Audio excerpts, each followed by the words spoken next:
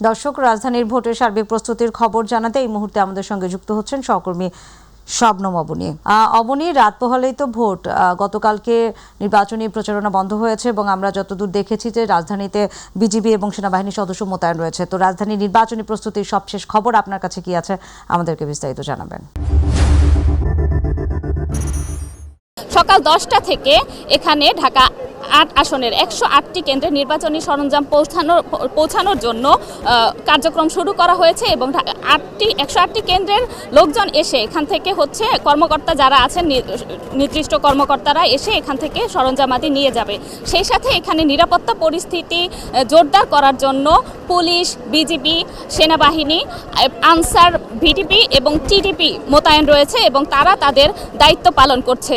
সার্বিক পরিস্থিতি এখানে নিরাপদ আছে এবং তারা ভোট সংগ্রহের জন্য, ভোটারদের কাছ থেকে ভোট সংগ্রহের জন্য যে সরঞ্জামাদি প্রয়োজন সেগুলো বিতরণ কার্যক্রমে অংশ নিয়েছেন এবং তারা সেগুলো ঠিকঠাকভাবে বিতরণ করছেন এবং ভোট কেন্দ্র থেকে লোকজন এসে সেগুলো কর্মচারীরা এসে সেগুলো নিয়ে যাচ্ছেন। এখান থেকে এই ছিল আমার কাছে সর্বশেষ পরিস্থিতি। অবনী, আপনাকে ধন্যবাদ। দর্শক, রাজধানী নির্বাচনী প্রস্তুতির সবশেষ খবর জানাচ্ছিলেন আমাদের সহকর্মী শবনম অবনী।